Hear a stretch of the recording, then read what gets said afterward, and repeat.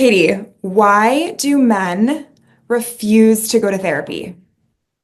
This is a great question, Janelle. And I'm going to be speaking on behalf of like the Western world. Why? Because obviously, worldwide, there are many men who do go to therapy and many men who don't. And so, if we look at it from a Western world problem, why won't men go to therapy? Why is this an issue?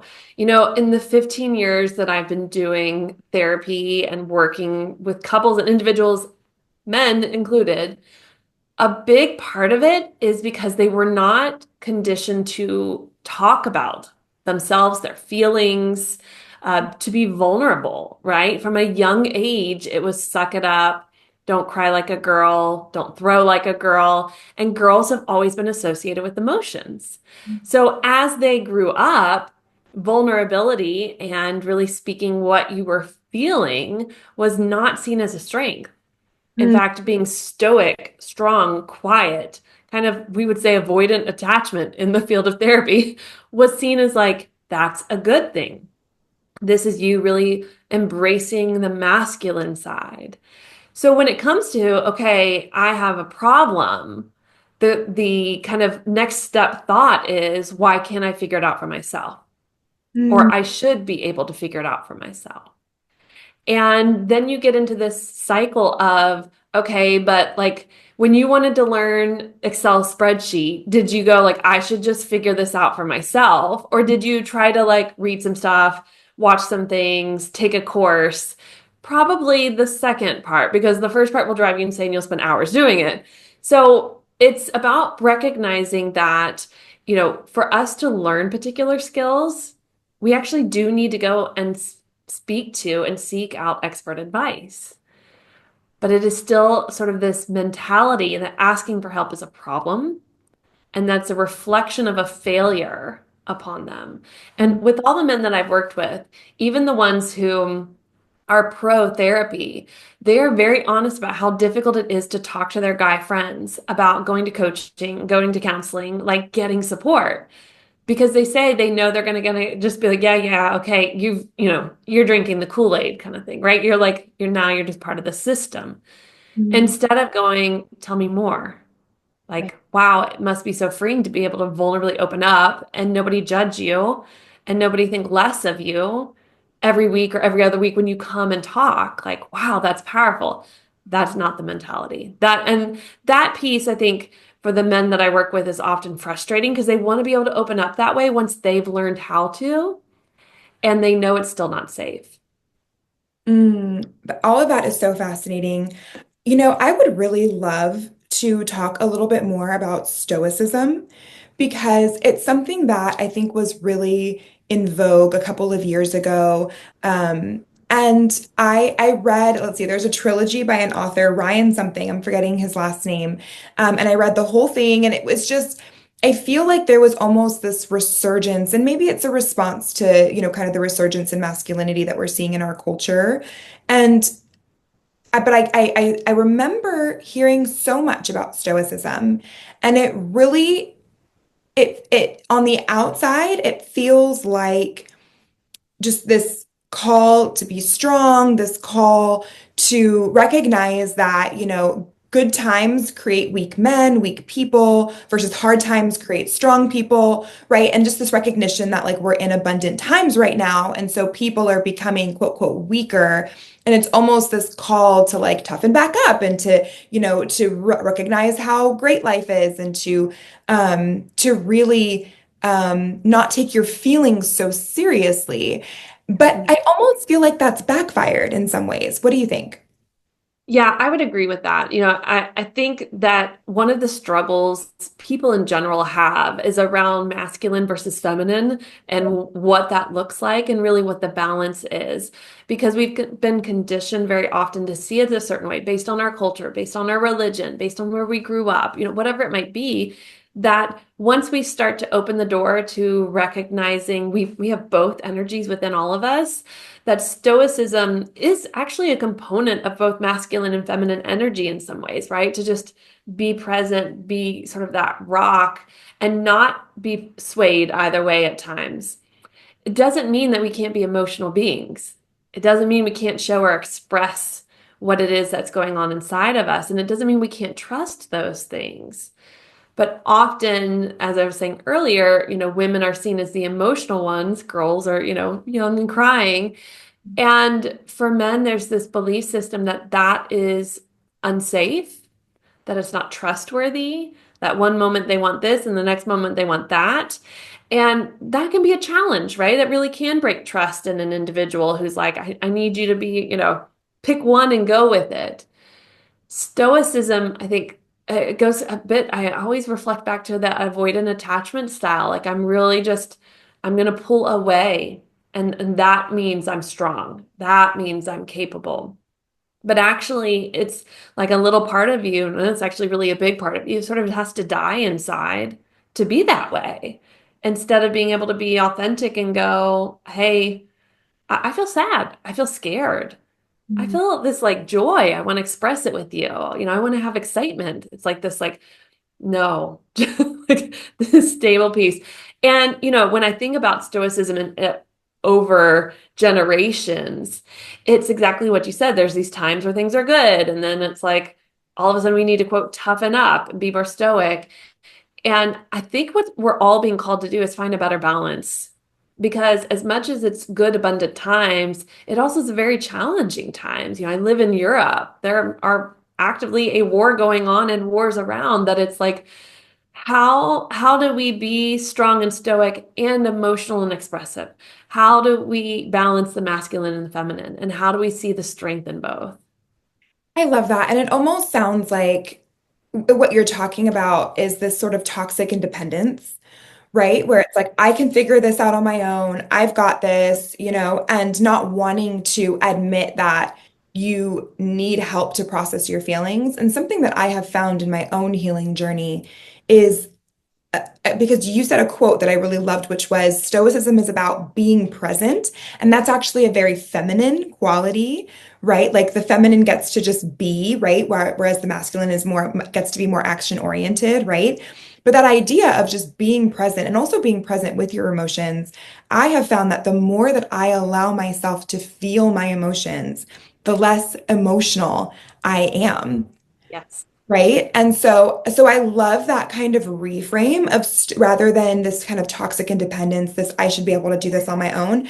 It's rather, am I strong enough to actually be extremely present with my emotions, with myself, and with what's authentically coming up right now? What do you think about that? Definitely. Yes. And a piece of that is allowing our nervous system to get comfortable with all the emotions. Most of us don't have that situation, right? Anger, frustration, irritation makes us blow off the handle or implode. We haven't learned how to sit with that emotion and go, what is it telling me? Getting curious about it and going, okay, what is it I need to do? Do I need to take action or do I need to self-reflect? Is there something getting triggered from my childhood or my teen years? And how do I work with that rather than just keep playing out that cycle in my current relationship or in my family dynamic? And that piece, I love that you said that the more you sit with your emotions, the more you feel stable in your emotions. And that's totally nervous system work. That's totally better understanding ourselves. And you brought up avoidant attachment. So I would love to hear more about the attachment styles. I kind of have a little bit of knowledge, but can you walk us through what the attachment styles are and how we can recognize them in ourselves and others? Yeah, so the two very popular ones is anxious and avoidant attachment. You'll see them all over, all social media. People love to talk about these. And really, what this is about is with avoidant attachment, typically in our childhood, we learn that emotions weren't safe. We Mm. learned that whether it's because we witnessed it or we had emotions that showed up and other people taught us these were not safe. And so we're not comfortable with them. So we pull ourselves away from this interaction with somebody who is emotional. And it will feel very much like kind of being ghosted a bit, right? Like, emotionally ghosted. Like, where are you? You're not present. You're not here. Maybe literally not here. But for avoidant attachment, it is that nervous system of I'm not comfortable when your emotions get on a level that I'm don't know how to handle. I don't know how to sit with. And so I pull away in every way possible.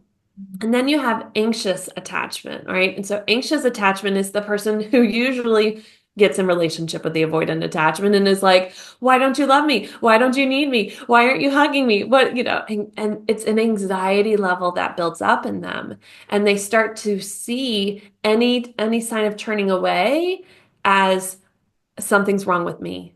I Mm. am going to be rejected and alone. I'm not loved. It's very internal. Typically, they grew up in situations where there was a big fear of abandonment or they were abandoned.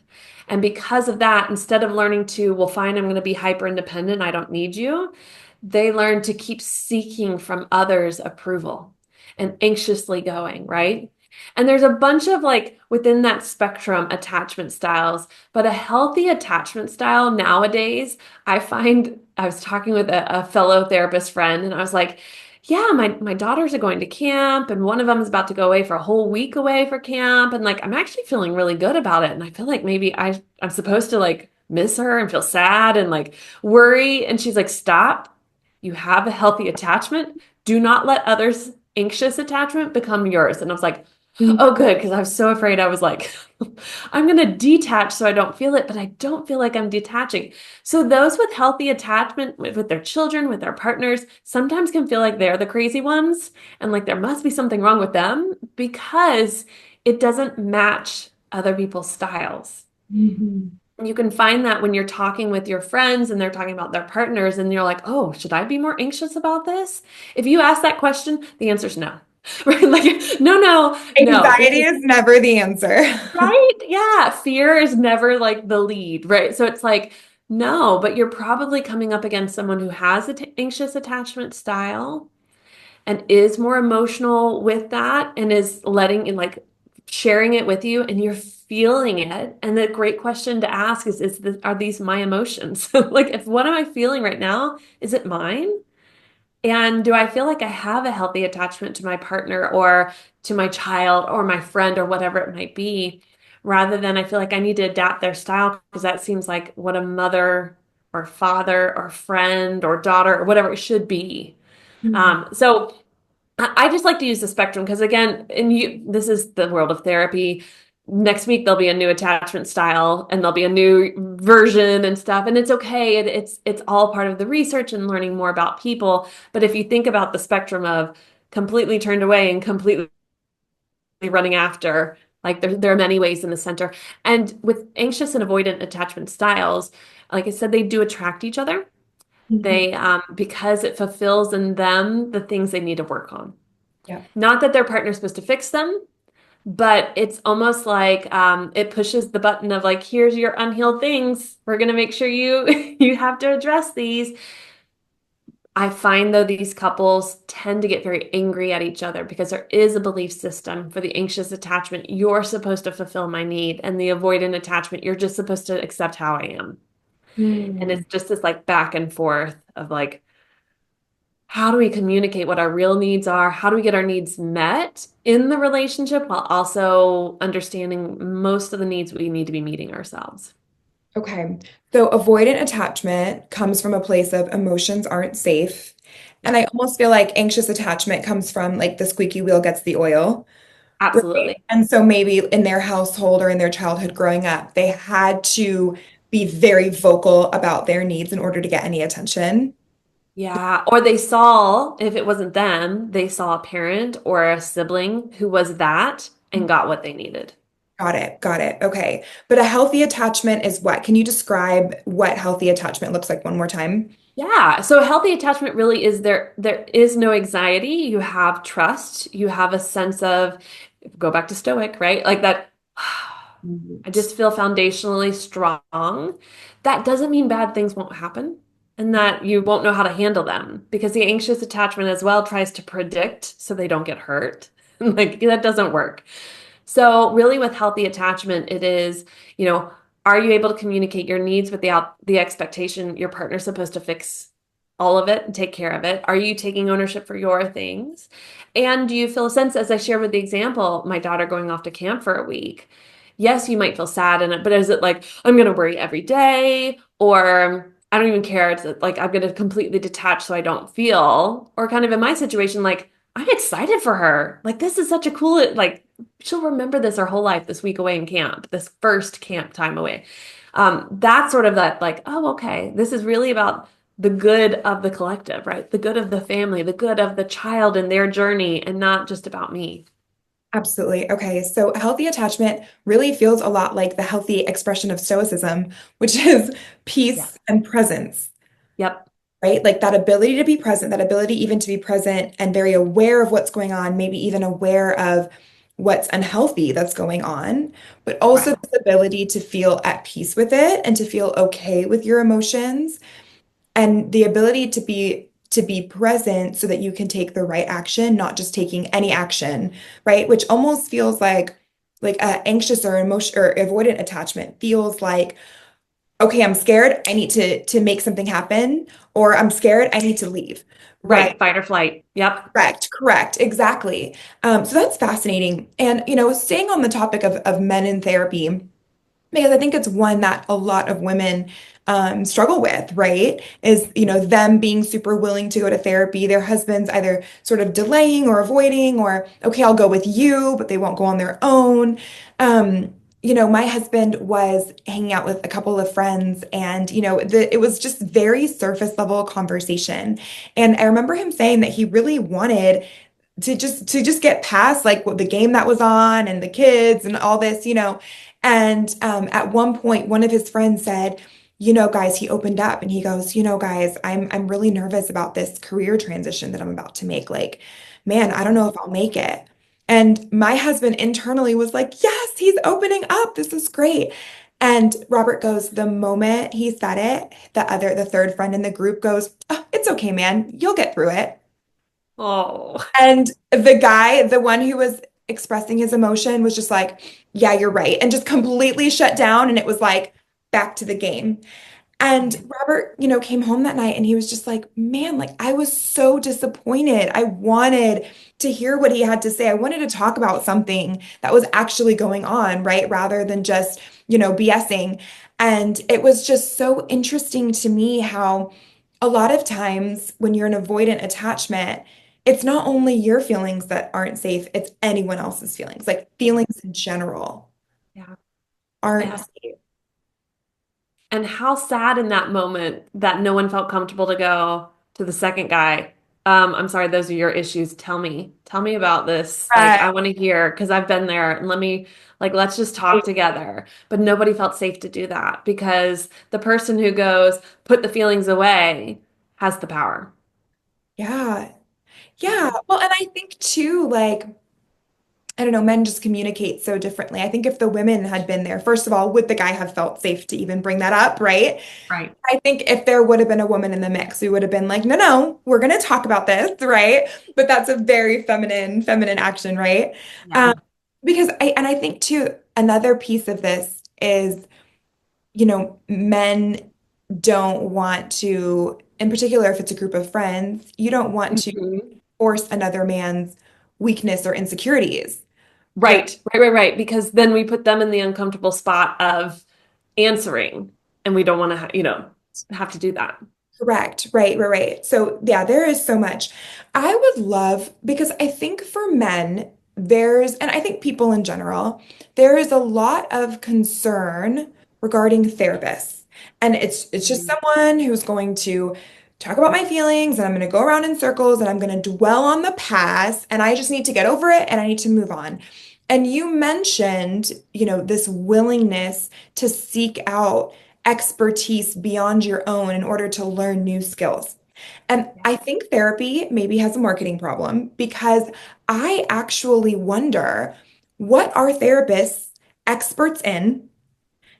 And the Right. second half of that question is what skills can they teach me that I can't figure out on my own? Yeah, great question. Well, so let's go back in time to Freud and the fellow medical doctors who were starting to create the field of therapy and talk therapy. So Freud is sort of known for talk therapy. I'm going to sit behind the couch, you're going to lay on the couch, and you're just going to free associate whatever you think you're feeling. And I'm going to maybe at times. But what's really funny about that is the way talk therapy was created. where there were male doctors and women in a hospital, and the women were seen as hysterical, emotional, having all these challenges. And what the male doctors would do would be like electric shock therapy. And yes, later on the vibrator was created from this too, because they learned like, wow, when they orgasm, they're much more relaxed and they're not hysterical, right? But Right. also, they were doing a lot of very painful physical things too to the women or isolating them and things. And it was just unhealthy. Like nowadays, we'd be like, no. But there was one medical doctor, it wasn't Freud, the Freud gets the credit, who just said, okay, tell me what you're thinking. Like, just talk. Just tell me what you're thinking and feeling. And he actually stopped and he listened. And that woman is the one who said, this talk therapy thing is working. Like, this helps me. And that started to become sort of a thing that many of the medical doctors started to do. Well, if I allow her to finally just share what she's thinking and feeling, maybe she starts to improve. So we speed up, and therapy in general is around talk therapy. You talk about your feelings and thoughts, and that's supposed to help you improve. Well, I would say in the last few decades, we've realized people really want like a goal and to reach it. They want to better understand themselves. Like they need more action steps and Mhm. they need more teaching rather than I'm just going to allow you to have an open space to just speak and see what comes and what clarity you get. So when you ask the question of like, what is a therapist actually specialized in? All of us go and get trained in whatever area and interest we have. Is it working with children? Okay, with children, you've got art therapy, music therapy, play therapy, sand tray therapy. I mean, like the list could go on. If Mhm. it's with adults, is it with anxiety, depression, eating disorders, addiction, affairs, right? Like there's all this stuff. But within each of those is the nuanced what style are you going to do? Are you going to be more proactive? Are you going to be more sit back and see what plays out? This is why I love couples therapy, why I love the couples therapists that are really starting to take, you know, front and center. We have Esther Perel, we have the Gottmans, we have Terry Real, who are like, no, you need to be talking more as the therapist in session. You need to be guiding and teaching and kind of moving people around in the room. And like, it needs to be more proactive because this is really showing people, though we still have this talk therapy mindset, that you are going to actually learn something when you leave our sessions. It Mhm. isn't just let me sit back and talk about it. The problem is there's so many therapists out there who still do it that way. And they just sort of like, that's, come back next week. And you'll work with a therapist for years and kind of go, well, I've had some great breakthroughs and some understandings, but I can't seem to keep the it's like the accountability's there, but I don't Monday through Friday, I'm still struggling after the Monday session, right? And Saturday and Sunday. And then I come back on Monday, I'm like, I'm still struggling. There's still that challenge. And it's because it's kind of like the Excel spreadsheet. Well, you're not actually learning the correct programming to make this work. You're not learning the correct ways to do these things. You're just having a space that's safe to talk. Some people just need that, right? Some, especially those who've had trauma backgrounds, they just need a safe space to talk. I need to say that thing that I'm afraid everyone will judge me, or I need to share the trauma I've had without creating secondary trauma in someone else. But many of us need to go in and go, teach me how to do this differently. Teach me why I keep doing it this way. Help me better understand myself. And I think those are the types of therapists we need to be seeking out more. A lot of people struggle with, well, I went to therapy and it didn't work for me. I didn't like my therapist. And I've gone to like maybe two or three. And I'm like, great. Every person you met, did they become your best friend? No. Every teacher did you have? Did you like them? No. But when you go seek out a therapist or a coach, there's so many that you get better and better at honing in on what is it you need. Do they sit back too much? Then you need to say to them, I need you to be more proactive. Like it's your session. You get to say, I need homework assignments. I need, XYZ. I love my clients because I always give them homework assignments. And the moment that I step back in a session, I stop doing that. The next session, they're like, hey, you didn't give me homework. I really need it. It keeps me on track. And I'm like, yes, ma'am. Yes, sir. Got it. Giving it to you. But you need to find a therapist and you need to be able to pick out what is it your desires are for that session. I need you to give me advice. What would you do in my situation? Not just reflect it back on me. Okay, well, I'm going to give you the advice, but it doesn't mean take it, right? Like do what is best for you, but let's brainstorm this together. That's when therapy becomes, I think, way more effective. And when it comes to specifically like couples therapy, like the work that I do, I always say that therapy isn't for everyone, but learning relationship skills is. We all need to learn healthier relationship skills. We all need better emotional intelligence. You Mm, can't just figure that out for yourself because you're coming in contact, like you and I, Janelle, will come in contact with each other's like inner child. Basically, that means the problems from our past we haven't figured out to heal, and we're gonna at some point clash, and we're not gonna know how to just instinctively take care of that. mhm. That's because we've been just in that cycle with anybody we meet. Yeah. Somebody at work triggers me the way they say this. One of my friends triggers me the way they say this. Why does it trigger me? Well, because I just don't like it. No, Yeah. let's discover what that is so that you can break that cycle. That's very hard. Even reading a book or listening to a podcast, it's really hard for people to figure that out because you just don't think that way. Okay, there is so much greatness in there. And so it sounds to me like, number one, therapists are experts in lots of different things, and you need to find the one that's right for you. Right. But it also sounds like the purpose of going to a therapist is not because, you can't figure out how to fix yourself on your own. It's not some sort of failing. I love how you said it's learning emotional intelligence. Yeah. And to me, that is so important. That's so significant. That's such an important skill in our day and age and in our economy. Yeah. It's so funny that you mentioned that because the other day, my husband and I were watching this competition show, and my husband was the one who pointed out that the people who make it to the end, like the people who and always end up winning this show, are the Mhm. ones with the most emotional intelligence. Like he was like, Janelle, none of these people are weird, right? Like they all get along with one another. They all are able to make jokes and make eye contact, and they just have these skills that just make them so successful. And they're always the ones who are in the final four, the grade eight, the top two, right? And so it almost seems to me like therapy is, and I've been saying this for a long time, everyone needs therapy. Therapy is necessary, right? But it's really more those skills, like Yeah. that emotional intelligence, that ability to interact in a relationship without allowing the trauma from your past to trigger you in the present, right? Like that's so Right. worthwhile.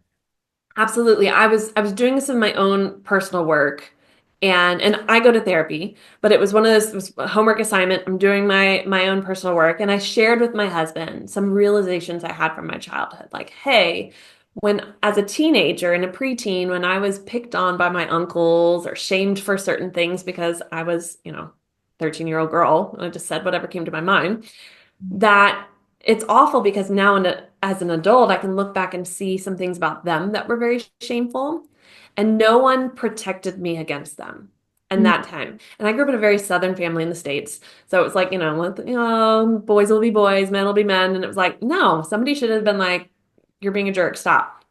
Great. But neither here nor there. So I'm sharing the story with my husband. I'm like, hey, but I can see now how this pattern plays out in our marriage. When you make a joke like this or talk like this, I get, 13-year-old comes up driving the car of Katie and going like, I'm going to stand up for myself. Mm, And he goes, well, but those are the things that made you stronger. And like you are who you are today. And it's like, great. However, I want to take it another level and I want to heal it so she doesn't drive the car anymore. And he was like, oh. And I was like, yeah, that's the next level of healing. Awareness is great. And knowing that became stronger because of the things you went through, awesome. But I don't ever want her to be the driver of the car because I'll say things and do things that can hurt us. And I have. So I want to learn how to let her have less control yep. and for my wise adult 40-year-old self to have more control. And it was good seed planting for him too, to realize we can positively reframe the heck out of anything. But until you go, I'm willing to go there. I'm willing to sit with that part of me that gets triggered and hurt and go, what is it you need? Because I need you to stop taking the lead when I'm in these situations. And that is where emotional intelligence lies. I know my triggers. I know things will still bump up against them, but the part of me that wants to be reactive doesn't get to take control anymore. And the only way to do that is to do the work, to pull it out, to figure it out, to unpack it, to have a safe space to do that, and then learn how to regulate yourself, back to nervous system work or whatever work that you find somatic work that helps, to go, I'm okay. She's there. She's in the back seat. I told her, get on your phone, be in the back seat. Now I'm going to be up front. I'm going to drive the car. We're good.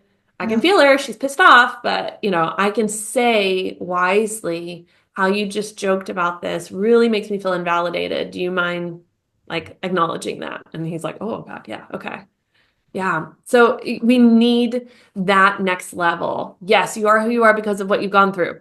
Great. I think we've read enough Instagram posts and Facebook posts to know this. Now, now let's do the real healing work that builds our emotional intelligence. I love how you talked about the positive reframe and our need to move beyond the positive reframe. And I really feel like this is where boomers get stuck. I'm going to throw my parents' generation under the bus here. But it's that was the constant thing that I heard whenever I wanted to talk about the past, whenever I wanted to talk about things that hurt me, whenever I wanted to talk about and really process the things that I had experienced. And even it comes up now, even with my 3-year-old, like if I do something bad to my 3-year-old, like that she perceives as bad, or if I'm a little too stern with her or get too angry or something, we will talk about it for days. And she'll be like, Mom, remember when you snatched that thing from me and then you yelled at me and remember? And then I'll be like, I do, I remember, I'm so sorry I did that, right? And then the next day, Mom, because you snatched that from me and you, right? And it's like they have to process it until it's out of their bodies, right? Yep. And if I, the third or fourth time say, get over it, like it happened 3 days ago, we can move on, right? If I behave that way, then right, then it goes, oh, my emotions aren't safe. Oh, I can't talk about things too much. Oh, and there goes the cycle, right? And I think that that is in a lot of ways what happened to me, where it was like I could talk about something once, maybe I could talk about it twice, but I was never allowed to talk about it until it was done, right? Right. And in particular as a child, because as an adult, you don't want to burden any particular person with your things. And so it's like if you need to keep talking about something, get a therapist, right? But for a child, right, they don't have that agency to go and find all these different people that they can talk to and process things with. And so that recognition of like, it made you stronger, it made you who you are today, that built character, now move on, Hmm. right? Moving beyond recognizing that just a positive reframe, while it is helpful, in and of itself is not enough. So, what's the next step, Katie? What do we need beyond the positive reframe? Yeah, I think because we're beyond it, right? We've done it. We know, yay, I'm strong and good and I've gone through this. But who have I become and in what areas do I not like it? Right? Because yes, we're stronger, but have we become hyper independent? Mhm. Yes, we learn to speak up for ourselves, but do we do it in an aggressive way that actually pushes people that we care about away and makes them scared to share their feelings? So these are the pieces where it's like, yay, we're stronger, better, whatever but at what cost? And when you start to do that reflection, again, you start to see kind of who is driving the wheel. Who's got the wheel driving the car of you when certain situations happen. And how can you start to heal those pieces of you? And when I say heal, I don't mean to be vague, but for everyone, it's going to be different. For me, it takes really somatic physical work to express what I am feeling inside instead of talking it out or going and confronting those people. I can confront the uncles, I can confront my dad. Like, yay, done it before. It actually doesn't produce results for me because they're not aware enough. So I already know that. Talk therapy for me with these topics doesn't help, but some type of physical type therapy does, something where I'm able to really express and get out. Even art can be really helpful with this. Singing, yelling, things that are not really verbal. Like, I'm going to calmly talk about my feelings, but just expressing it out is healing for me because, as you said, our body stores it if we don't keep telling the story. I didn't get to keep telling the story because I was shut down and silenced, and nobody silenced them. Mm. And so I have to heal those pieces of me that were like, no one protected me, people I should have trusted, ridiculed me. And it's like, how do I work through this? Well, I work through it by also how I parent my daughters and being able to do some guided meditations within myself to say, hey, 13-year-old, let me tell you about my 10-year-old who got ridiculed by someone in her family and how I stepped up for her in a really healthy way that put the person in their place and showed my 10-year-old she has a voice. And that's like, what? Right? Because there are parts of us that are struggling, also don't recognize we're, in our 30s or 40s or 50s and have a different life. They're still stuck going, I hate when this happens, or I'm scared, or so being able to assure that part of you, hey, these are the things we're doing differently. This is how we're handling this differently. Look, we've had this quote successful life, or like we've been able to speak up, or whatever it might be. That can be really healing. And if you are a parent, as you parent your child, you're often healing your inner child if you work through these things. Like Janelle, if you had kept going, like, yes, we'll tell the story. Yes, we'll tell, I'm so sorry. And then it was like either you became so self-deprecating, it's like, I'll give you whatever you want. Yeah, I feel so bad that I did that. Here, you can eat this chocolate and you can watch as much as you want. You can, like, that's playing out your stuff. Or if you've been, that's enough. We've talked about this enough. Well, that's because it was kicking up some shame in you and some guilt in you that you didn't want to sit with because it brought you to a place you don't want to go back to. But you're healing it by going, no, I'm going to sit with her feelings because maybe I didn't always feel like people sat with mine.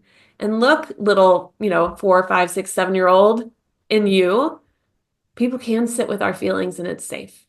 People Yeah, can sit with our stories and it's safe. And like that piece can be really healing. you're absolutely right about that. And I have found that for me, witnessing healthy relationships is so healing, even if I'm not a part of those relationships. But witnessing healthy interactions, healthy relationships is so supportive because it's proof that it exists and it's validation of like, okay, what I got wasn't the healthiest, wasn't what I deserved, right? And yes, it's okay, but there's another path that I can take moving forward. And I really love how you said, you're getting through the positive reframe and you're grateful for, what perhaps, you're grateful for the character that your trauma created, right? But I love how you said at what cost?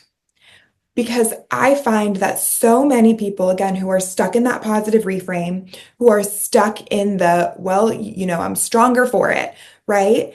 How are their relationships? How is their self-regulation, right? And I think this kind of circles us back to that healthy presentation of Stoicism, where that's really what it is. It's that self-regulation in the moment.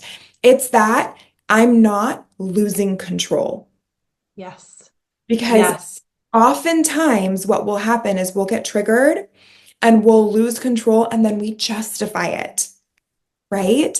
And how much better, how much stronger, how much more emotionally intelligent would it to remain in control, to feel the emotions, to experience perhaps the way that we're being wronged, but maintain that control, maintain our power in that moment. And it sounds to me that that is what the somatic therapy and the just therapy in general, that's really the goal is that you remain in control. You're the driver of the car, of your emotional car, no matter what's happening around you, and you're able to make good, reasonable decisions while still feeling your feelings because your feelings will come out one way or another, right? The body keeps score.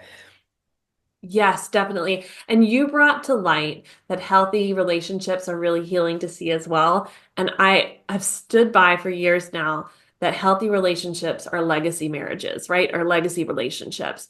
The legacy piece to us doing the work to have healthier relationships is just like amazing because our children see it, our neighbors see it, our friends, our other family members, and it makes them want to have healthier relationships. So there's such a big legacy piece to doing this work and not being afraid to do it, not getting in your own way to go to therapy or coaching and like, I got to figure this out about myself. I often work with individuals whose partners won't come and do the work, but they know that as soon as they really start to work on themselves, take ownership, learn how to communicate better and things, there's a shift because there's no fight on the other side if you come in going, I take full ownership that I have been this way lately and I'm really working on it. And it plants the seeds for them to start to go, maybe I should do this work too. Right. So it is legacy work by doing this work. Absolutely. No, I couldn't agree more. Okay, Katie, I want to talk about you and your specific area of expertise. So I have worked with you before and it was immensely helpful. And I will tell you and everyone listening that therapy with you was the first time that a therapist gave me homework. And so I love that you brought that up before. Yes, first time. Can you believe What? it? I know it's crazy. It had been talk therapy all before then, which again was helpful in processing to a point. But I got to a point where I wanted and needed more. And I loved the homework that you gave me. It was just so revealing. It helped me move past things. And so I would love to talk about, you mentioned therapists having all different sorts of areas of expertise. What is your area of expertise and what do Yeah. you do in the world? Honestly, I have two. I'm multi-passionate.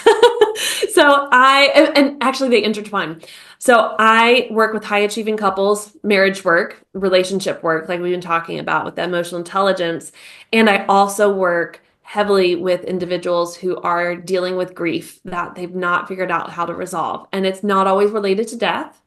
It's related to like everything in life because we experience grief when life doesn't go the way we thought it would or should. And what you find is when you're working with a couple, they have a lot of unresolved grief individually, and they need to work on that to work on the relationship.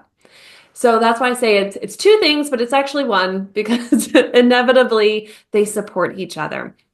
So my grief work, as well as my relationship work, is very focused on homework assignments in between sessions, which usually are in the form of a video with a task to complete, and then come to session with, because the structured approach to that takes away every week there'll be a new fire, right? There'll be a new thing that we need to talk about and like, oh, and this happened, this happened. But those are kind of smoke screens and distractors from what started the fire. And so when I'm doing grief work, if they keep coming with this triggered me and this triggered me, I'm like, okay, we'll get there. But first, we got to figure out the foundation of why are there triggers at all? And how do those triggers show up in you? And then being able to go from there and going like, how do we start to shift that? And it kind of looks the same in my relationship work. I do the inner child stuff with them. Though I have them both together, I'm like, right now is your time, and the next is your time, right? Like, and it's just giving them that space and going, okay. And then the next session is like, how do we better understand our communication styles based on our inner child, that unfinished business from our childhood? If we start to put the pieces of the puzzle together that way, healing I find is way more impactful and long lasting because you know what's there, right? You have a better understanding of yourself. So those are my two sort of loves and passions in my work. As I said, they intermix a lot. In my style, I'm so surprised you haven't received homework from therapists. It makes me so sad because Mhm. it's just so impactful. I just find, when I have homework that I have to do in my own therapy or my own coaching, and I come back and do it and share it, I'm just like 10 steps farther than I would be if I just came and talked the next session. Yes. Well, and I'm glad you brought up coaching because I think it's really important to find a therapist who is more of a coach, right? Yes. And so, yeah, that's an important distinction. Okay, let's start with high achieving couples. So, Katie, what do high achieving couples that you work with, what do they tend to struggle with the most? Their hyper independence. Usually both have such a level of I can do it, and they don't realize it's hyper independence, right? It's quite independent. I'm motivated, I'm driven, I've got goals. And because of that, they struggle with what I call we goals, creating goals together for their relationship, for, 10, 15, 20 years out, where do we see ourselves retiring, knowing that that might change in 10 years, but like let's just have these discussions. What do we want our journey of parenthood to look like? What do we want, whatever it might be? Like we goals are uncomfortable because the independent side of us comes out and goes, I might have to compromise on the timeline of some of my personal goals. And I don't like that. Totally get it. I'm there raising my hand as well. My I'm husband and I are both entrepreneurs. I'm feeling very called out right Are now. you feeling like, okay, it's okay. I'm with you.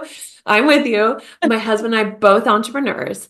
Mhm. And my timeline, there's a difference between timeliness and readiness, right? Like I might be driving and ready, but is the time right? Yep. And I think one of the things that I notice, especially for high achieving women who decide or become parents, we don't always decide, but become parents, is in traditional type relationships where the woman stays home more or adjusts her schedule more, there is a feeling of resentment and bitterness of going like, I'm ready.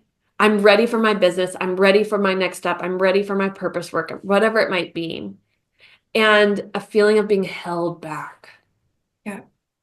Yeah. And they will hit a point in their relationship where they start to blame the relationship and get into the like, should I stay? Should I go? Am I really happy? Is this what I really want? Like they'll get into that questioning state because the role they fell into doesn't fulfill all the needs that they have. And it's okay. But again, most of us were conditioned to like suck it up, people please, put others first. And we haven't figured out how to go, no, I have needs too. These are valid. I don't care that you don't like that you're going to have to make dinner tonight. I'll deal with you huffing at me and rolling your eyes. You're making dinner. I'm going to go write my book. Mm. We won't do that. We go, well, fine. Okay, I'll make sure dinner's ready, but then I'm going to go write the book because it's that sense of fixing. Mhm. So I see this with high achieving women who become mothers, right? There's sense of like, I'm going to give, I'm going to give, I'm going to give, and they have nothing to give back to themselves and their dreams.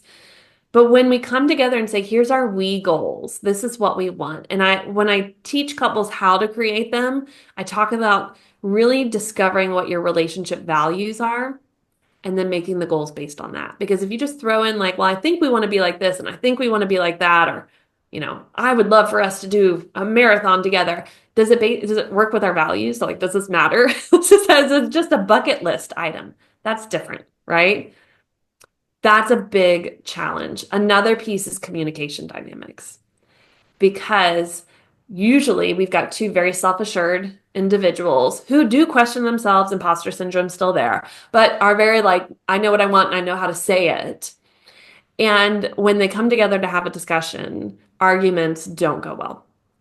It Right. can be that one becomes more of the pusher and the other one retreats and is like, screw this. I know how this goes. I don't want to, like, I'm going to leave the room. I'm going to get on my phone. I'm going to stonewall. And so they don't know they can communicate great with everyone else.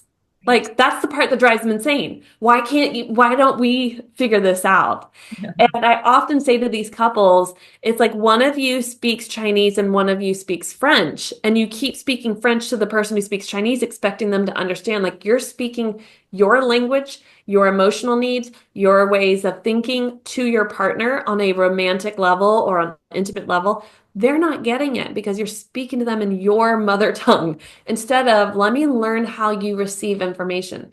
We're great at this as entrepreneurs and sales calls, right? We listen to how a person talks, we adapt and adjust to speak how they need to hear it, but we won't do that in our relationship. You knew what I meant by that. You know how I think. You already got me. And it's like, no, no, no, no. That's that unfinished business coming out. No, no, no. So I find high achieving couples really will butt heads on that too, in their communication differences and their unwillingness with each other to make the shifts that they do for everyone else.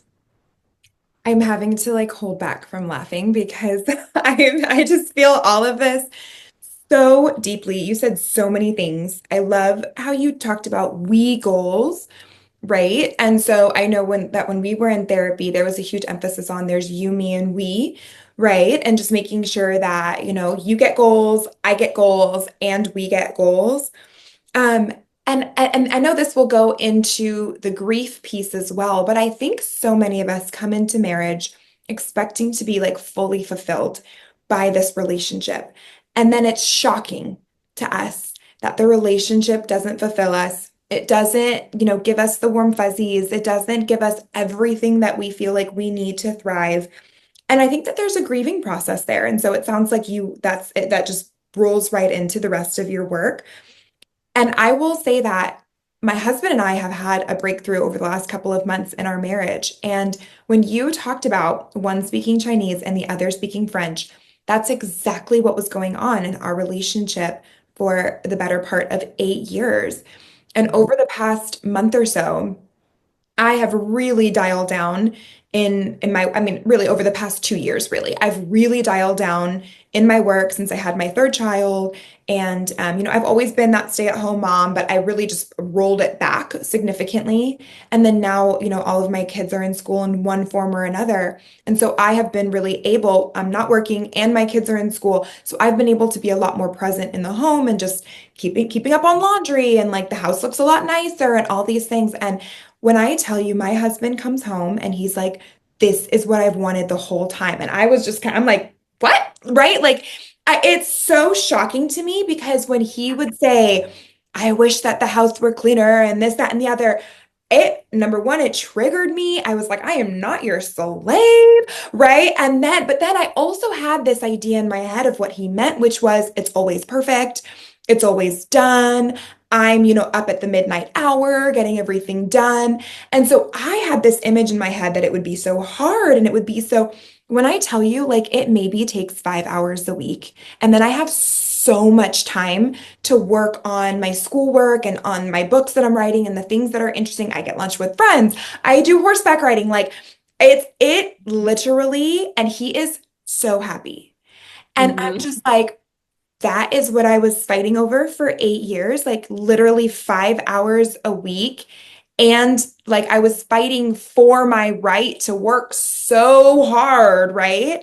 When in actuality, right, to be fair to me, there was a lot more going on there, but in actuality, all it was this, but he wasn't communicating that, right? Like there wasn't, and I wasn't receiving that. And so it's so interesting to me that you say we're speaking different languages. And I think that goes back to that willingness to bring that emotional intelligence because it sounds like these high achieving successful couples are already pretty emotionally intelligent, right? It's just a matter of being willing to bring that into the relationship, but we don't do that, do we? We bring our trauma, we bring our inner child. Why do we do that, Katie? We bring our tantrums, Yes. absolutely. Well, it's the same, if you guys have, if you're watching, you've got kids who are great at school and you always hear wonderful things, but at home they're like a terror and you're like, why are you, like you're throwing and hitting your sibling? Why are you doing this? Because our deeper connections, the ones we trust will be there. We feel safe enough to show all of ourselves. And out in the real world, being that emotionally intelligent person takes awareness, work, it's exhausting, right? Until it becomes total habit, which for most of us it's not, because most of our lives we're not emotionally intelligent.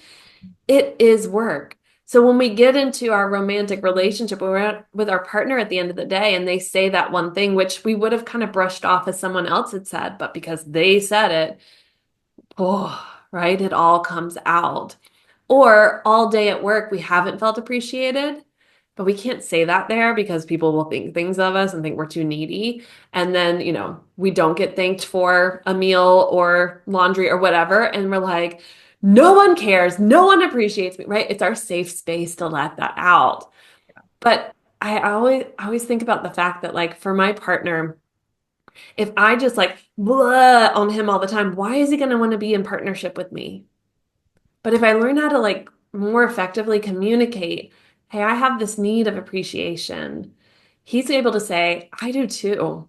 And I can go, ooh, you're right. I was so worried about the fact that I'm not getting it. I wasn't thanking you for much. Or I was thanking you for things to just like get you to say it back to me. And it wasn't authentic. Then it's like, oh, okay.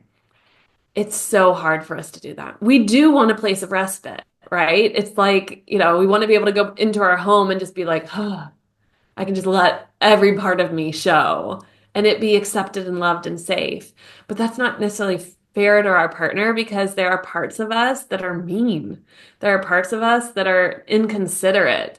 And sure, we want to let those out, but then we need to receive their side like that too. Well, we don't want that. So it's like being able to learn how to, again, that stoicism, like how can I recognize this part of me that needs validation, that needs to temper tantrum about something?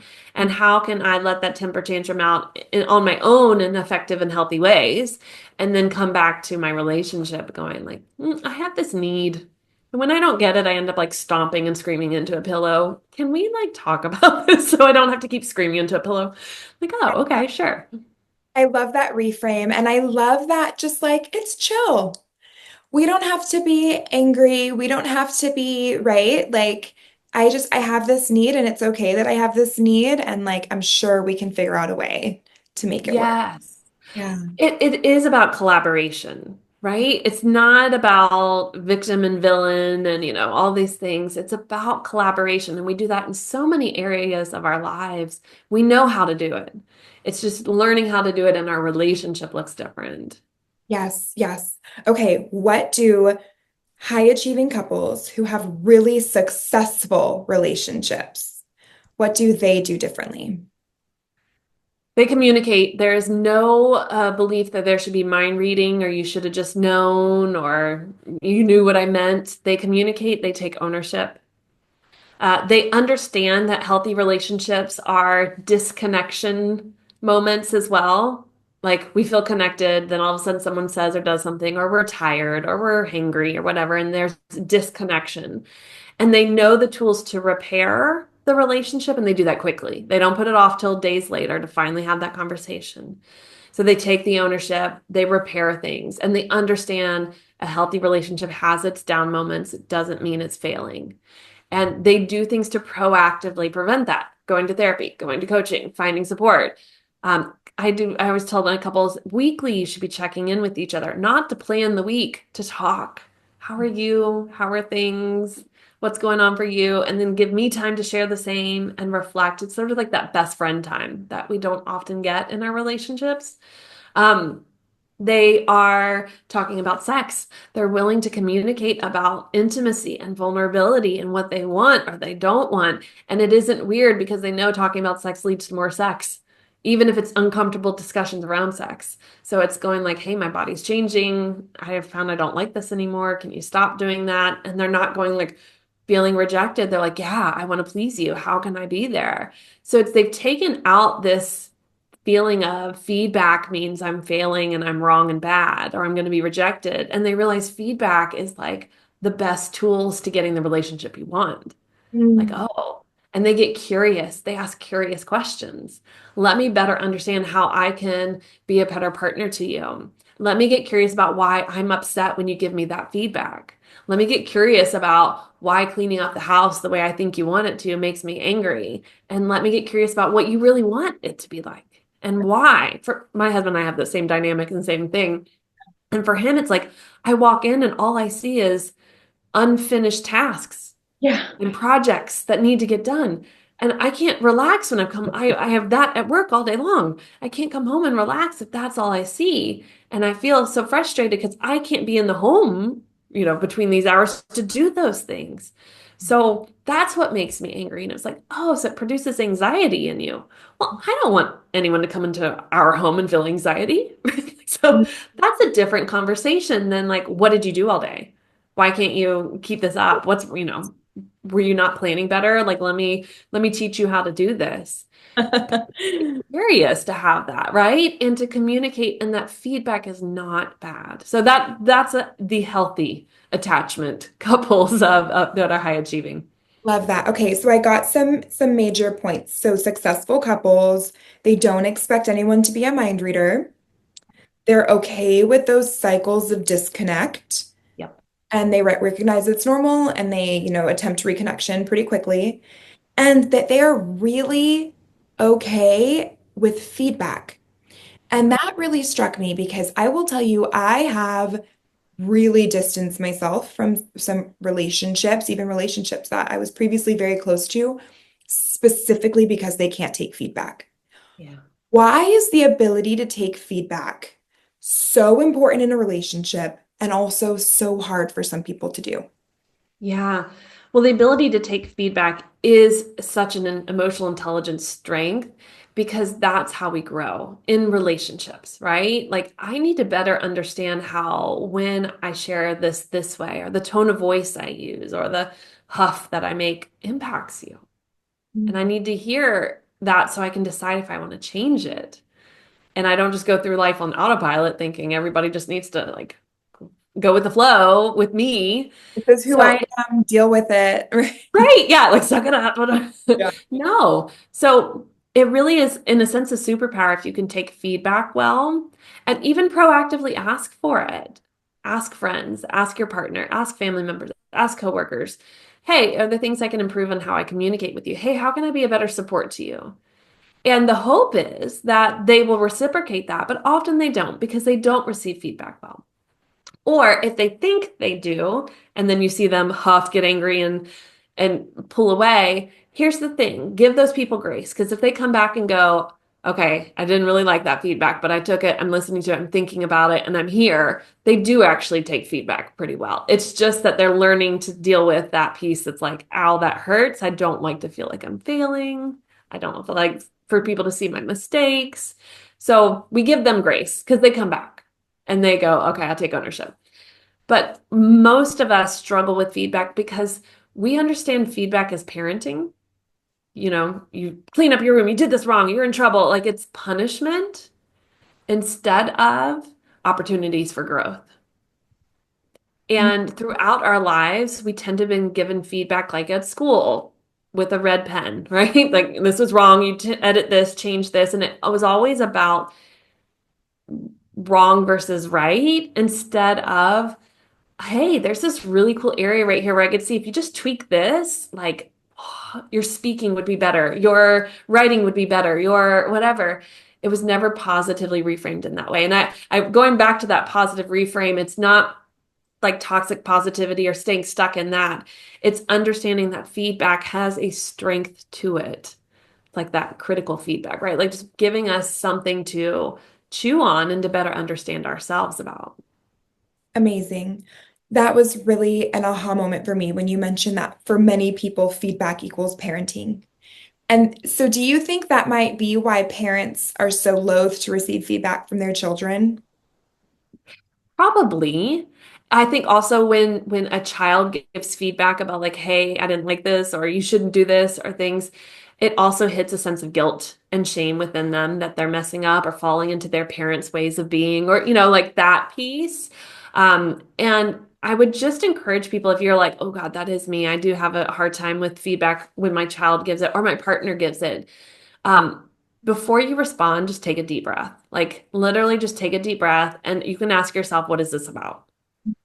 And if you can't come to an answer, okay, then react and do your thing, but then go back and repair and apologize and take ownership that you haven't figured out why it upsets you, but you know it does. And so does your partner or your kids because they can see it. And that's where like that self-discovery work has to be done. Why, what's the why in this? Why does this trigger me? Why does this upset me when my kid actually gives me feedback that I need to hear so I can adjust? Okay, so it sounds like when it comes to feedback, when you're receiving it in the moment, take a deep breath, self-regulate, right? And then it almost feels like we can get ahead of it by proactively asking for feedback as Yeah. well. Okay. Yes, because if you ask for something, you've put your brain into the mindset of, I'm actually good to receive this. It might hurt, it might be uncomfortable, but I feel strong enough to receive it. If we ask for something, we are opening the receiving gates. And Well, I think that's the piece that helps. there's an openness there, Yeah. which being open really to whatever comes your way, it feels also like a very emotionally intelligent quality. Yes. Yes. Of like, I can handle whatever comes my way today. Yeah, definitely. And, sometimes we will ask for feedback in a moment of like, well, then share with me. Tell me what it is you're thinking, right? And that's not openness. And I'll use a personal example. My husband and I were talking about, he's German, I'm American. We live in his home country. There's been a lot of adjustments I can tell you that I've had to make in our marriage and in our family life. And all I could see was that. I could point out a few things I felt like he had to adjust, but I couldn't. I was like, yeah, there's like three compared to like 100, right? And we were at a playground having because that's where you do it. Like we're at the kids, we're outside. So we're kind of, and I was like, well, what is it you feel like? I really want to know. Ooh, I wasn't really ready for it. He laid it out for me, and they were really valid and relevant things he's had to adjust in our marriage, being married to me. And I was like, I told him, I was like, I need to go for a walk.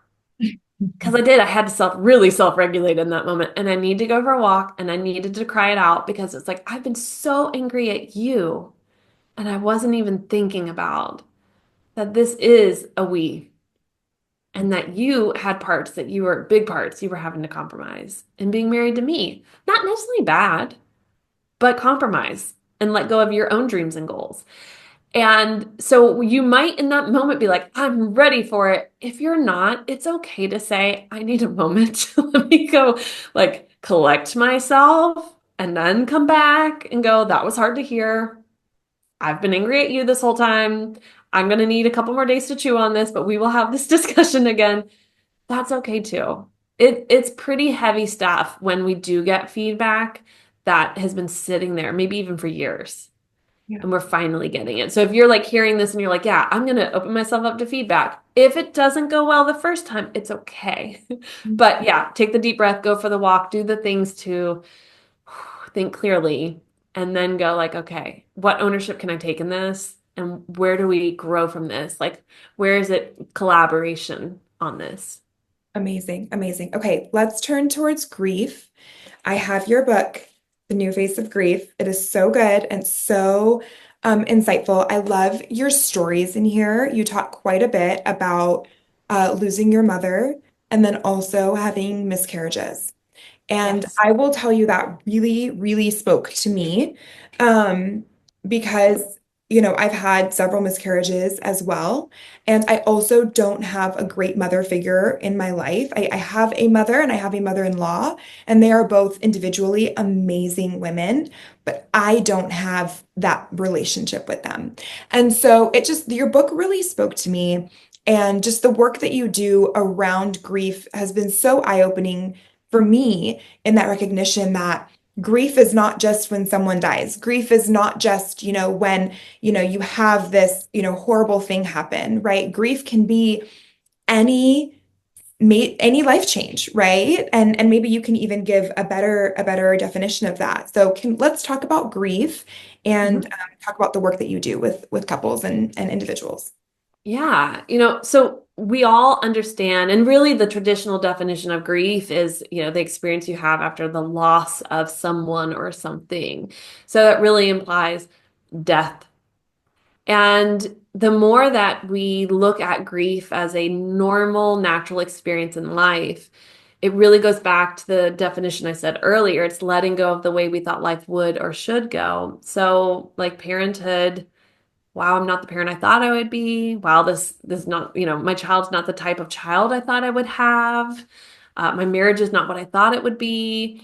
This is not where I thought I would live, all of these different things. Or yes, it includes death, like losing my mom unexpectedly. I wasn't going to have life without my mother and be a mother. She was going to be there for all of it. So it's being able to look at our lifetime and go, what were the times where there was a deep loss or change that I really had to sit with? And it pivotally changed me as a person. And whether it's how I believed or thought or felt. And as you know, the very first session I have with my clients is to create basically their life timeline. And I call it a grief timeline because I say, like, what were the big life challenges you've had? And very rarely is like this person died and this person died and this person died. It's usually, and this happened to me. And I felt abandoned in this moment. And then I was bullied in this situation. And then we moved. And I felt like I didn't know who I was anymore, right? It's like all of these things because it helps my client realize not only how resilient they are, but wow, grief has always been there. So whatever new grief comes, I actually can handle it. And now I need to better understand what is it about this grief that I haven't healed or resolved. And by resolving, it doesn't mean go away. It's better understand it. Mm. And so that it doesn't feel as tender when it comes up, like a loss of a person, when we've really healed and come to peace with and acceptance of the loss of someone. We found meaning in it, even, right? Then we can go, I can talk about my mom and not get emotional. Now, if it's on her birthday, if it's on the anniversary of her death, if there's a particular holiday or some situation, I will cry. Absolutely. I will feel it. But I can also talk about her with joy and going back to legacy, right? Like the legacy impact she's had on my life with like, there's some insight here. And I think we have that for any situation we've gone through in life, where we can reflect on the pain of being bullied or the pain of that move or whatever, and be able to go, and here's the legacy impact of that in my life, and what I want to, back to like my partner, now what do I want to heal so that it doesn't drive me when the next grief situation comes up, when when I'm in contact with others grieving similarly. I mean, there's nothing worse than when somebody comes to you with like, oh, I'm having all this grief. And the first thing you say is, let me tell you my story too, versus I feel you. I'm here. Like, what do you need? When we go like, let me make it about me too, because we think that's relationship, that's when we haven't healed our stuff. When we're able to sit with somebody and be like, how has that loss been for you? Like, what are you finding you need right now? And then we weave our story. Because I'll share with you, when I had the two miscarriages, women coming out of the woodwork and sharing their stories really helped me. I'm happy to share mine if that would help you and what worked for me. But if you just need me to listen, I'll listen. We ask for permission rather than let me just like, oh, yeah, I relate. Like we're present. So grief work is about understanding that it's been throughout our lives. And how do we better sit with other people's, and because we've worked with on our own. That's all so gorgeous. So, grief and this process of transforming grief, the subtitle of your book is Transform Pain into Empowerment. It sounds like it's what you said was letting go of the way life could or should be. Yeah. And any time that we have to readjust those expectations is a moment of grief. And that includes deep loss or change, but it also could include happy things, right? Like it could include getting married, having a baby, moving, right? Switching jobs. Um, and so I love a couple of things that you mentioned specifically. Again, we keep going back to that emotional intelligence, but you just brought up that ability to sit with others in their grief and their pain without talking about ourselves. And that right there, that's emotional intelligence. And then that ability, I just learned something. So that opportunity, taking the opportunity or taking a beat when you're sitting with someone else and asking for permission to say, hey, could I share? I have a story that I think might be helpful here, but I don't want to make this about me. So would you like me to share it, or do you have more to share? Right? Like to me, that's just so duh, right? Like it makes so much sense. But I think so often because we haven't processed our grief, whenever we have that opportunity, it just kind of boils out of us, right? And so I Yep. think for myself, what has been so supportive as I'm really, deeply desiring to become a more emotionally intelligent person is asking myself, what does it look like to move past this? Like, Mm. what will it look like when I'm healed? And I love how you said, I can talk about my mom without crying. I can bring up her memory. I can remember her life with so much joy. Are there still moments of tears? Of course. And I allow for that. And I'm flexible. There's not that rigidity, right? Of like, I want to never cry again, right? Because that's inhumane, right? That's a function of being human is having this variety of emotions. But that recognition of like, I want to be able to talk about my mom without crying. I want to be able to share her joyfully with my kids and us to delight in her memory, right? And so I think each of us going back and saying, okay, going back to that thing, that situation, that person that triggers us, what do I want this to look like? And it's not the fantasy of what I hoped it could be, but it's like, okay, now that we're grounded in reality and now that we're looking at what has really actually happened, taking this, what do I want this actual situation to look like? And so How do you walk people through that? I loved the timeline. I remember doing that timeline when I was working with you. That was so impactful for me because I was always brushing my grief under the rug because it wasn't traumatic enough. And Yep. for you to force me to look at it and to like put it in front of me and just be like, this was a circus, right? And that was really supportive for me. It was very validating. But then you have to take it that next step further and say, okay, now what do we do with this? How do you move on that to that point with your clients? Yeah. So I think it's really important that once we look at sort of like our life like a movie, every movie has themes in it, right? Like, there's the theme of love or the theme of finding your voice or whatever it might be. And so I have my clients really figure out what their themes are. Is it finding your voice or is it learning boundaries? And all of those moments will have themes together, not one theme, but there'll be multiple themes. And because of that, then you know what to heal, right? We're not having, when you do the grief timeline, I don't need to know every detail of the story and everything you felt. I just need to know like a history timeline. Like, and this happened, and this happened, and this happened. Like, wow, there's a theme of anger and resentment.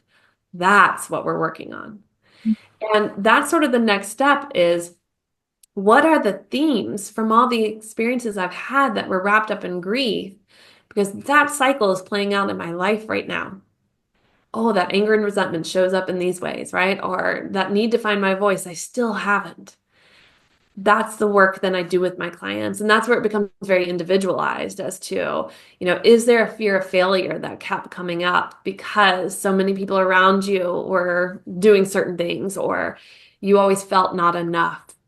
And if there's a fear of failure, how is perfectionism driving you right now?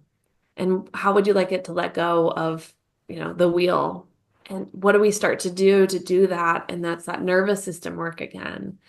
But that piece is, I think, probably my favorite piece of work is when people start to see the themes and they see how it's playing out in their current life and they're like, oh, oh, okay. And you go like, yeah. So do you see how it's like two or three things we need to work on and not, 35, 45 years of life that we need to heal? Like, no, it's actually good.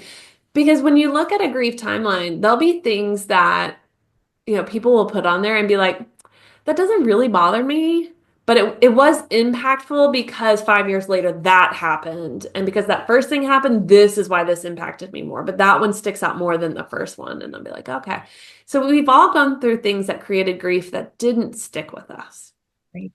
but it's the stuff that sticks with us that we continue to carry. And I always say it's like wanting to go on a plane and go on to this next level of ourselves, right? The next, let's go travel and explore, but you need to bring your 200 suitcases with you because they represent who you are. They're part of your identity. You can't let them go. And it's like, that's not how it works. We got to check the baggage, and it's going to be really expensive if you carry all that with you. Or we can say, everything in my house doesn't have to go with me because it's not actually who I am. But most of us have intertwined our identity into this. And I find the midway point of the work with my clients is identity work. Well, who am I if that's not bothering me anymore? Like, who am I if this is no longer an issue?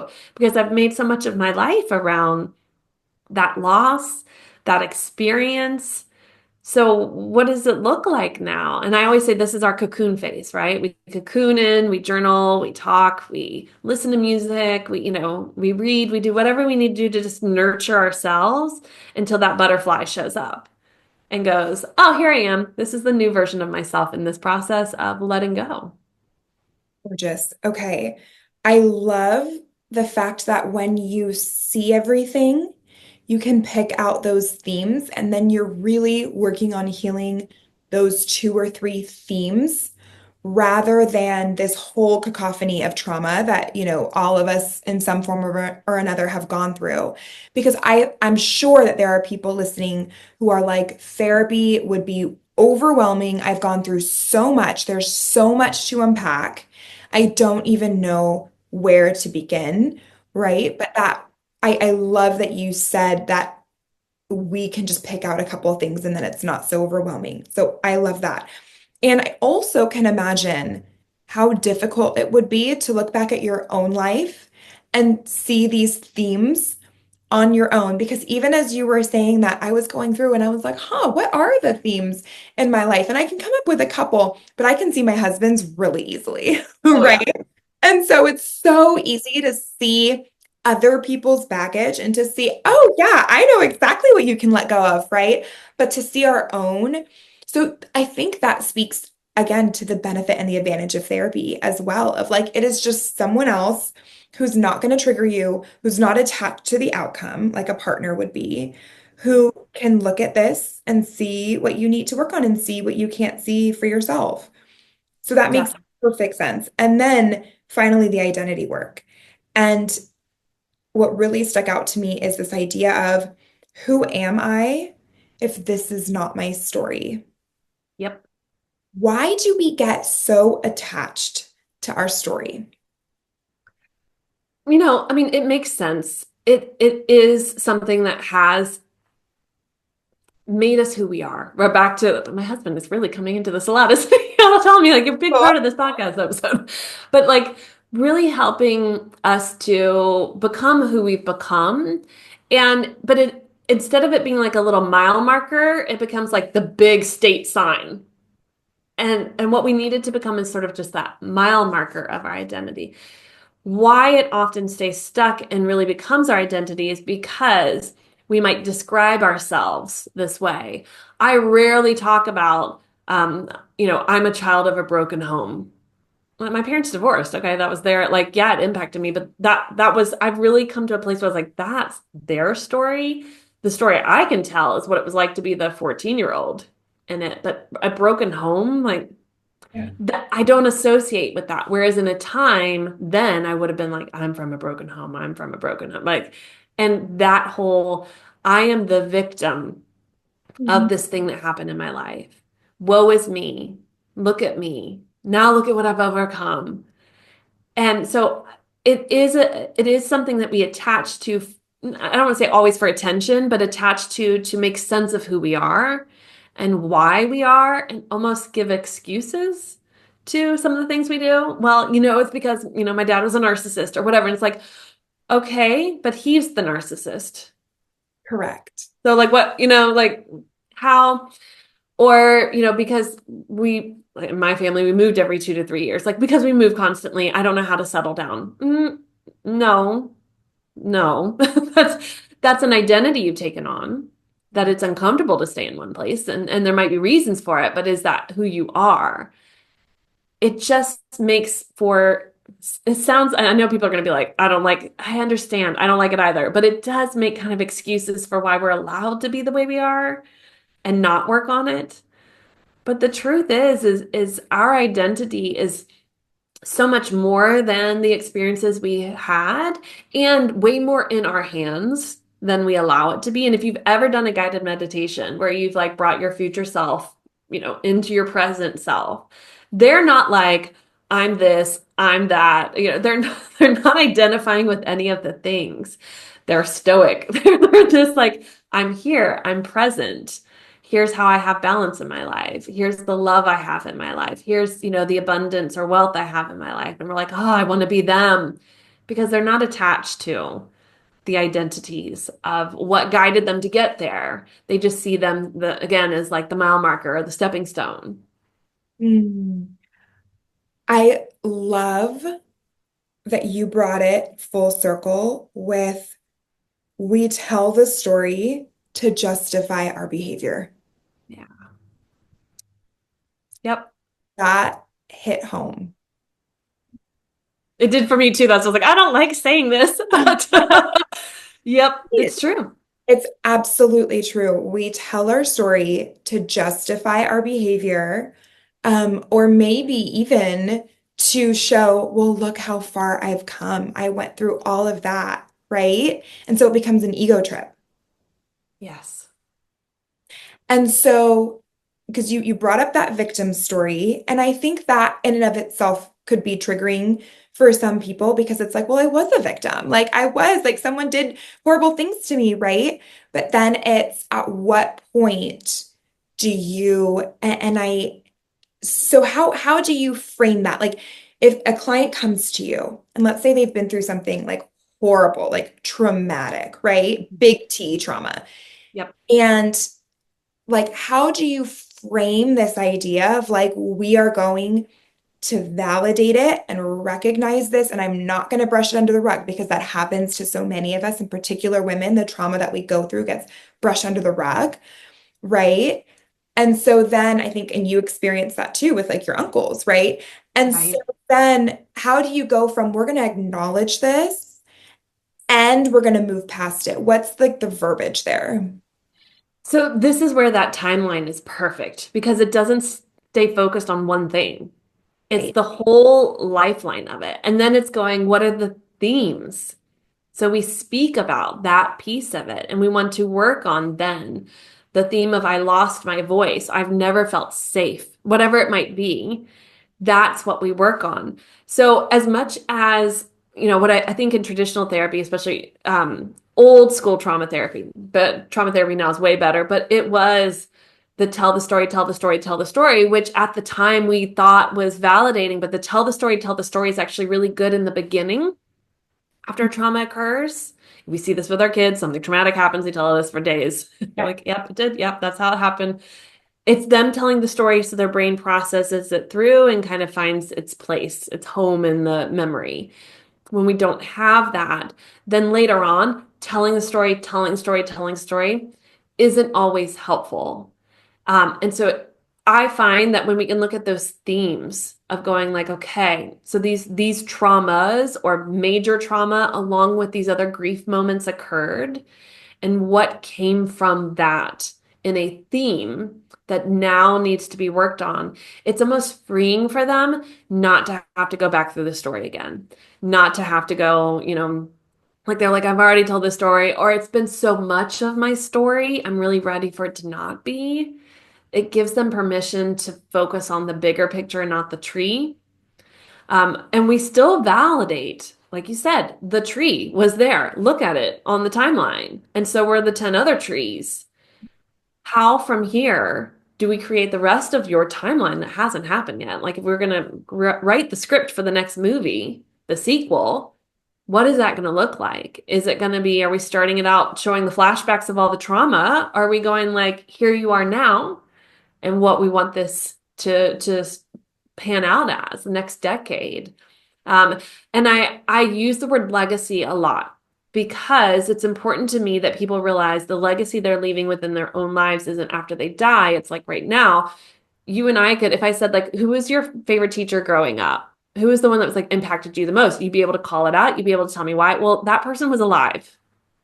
They were alive when they were leaving that legacy in your life. And so when we can start to realize our story, the things that happen, and now creating who we are to build the legacy of what we want to leave, most of us would say the legacy is not, I want people to remember me as the victim, as the one who didn't have a voice, as the one who people pleased, as the one who, or blew up at everybody every time I was triggered. No, we want to leave a legacy of emotional intelligence and healthy relationships. And that piece is really freeing because it's like finally they can move forward instead of being stuck on that one tree in the timeline. I love that reframe of how do I want to be remembered? Yeah. Because people remember our stories. Yes. Like the story that we tell people about our life is what they remember. We are evolved to stick to stories are sticky, right? That's why we use stories so much in marketing, right? And so this idea of which stories do I want to tell? How do I want to be remembered? What do I want my legacy to be? Yes, with the understanding that the traumas and grief you've gone through shaped how you handle the things that come next. And I think you set an amazing example for us when you were like, yeah, my parents divorced. Yeah, my mom passed away, right? Like you don't deny it. It's not, we don't hide the trauma that we've been through.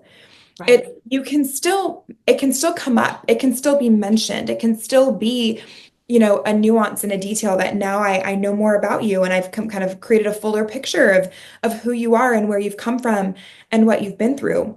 but it's so obvious that you've overcome so much because of the emotionally intelligent person that I have sitting in front of me that you don't need to tell me how much you've been through. Right. Yeah, I don't need to validate it for sure. Thank you. Yeah. Thank you. Yes, because it's like, oh, divorce, like as a teenager, gosh, that's hard. We all know how hard that is. It doesn't need to be hashed through again. And then to see who you are now, it's like, oh, you've clearly done the work. And so almost like letting other people just see how far you've come rather than you telling them because it almost invalidates it, right? So that was excellent. Okay, there are a couple of things that I want to work through along these lines.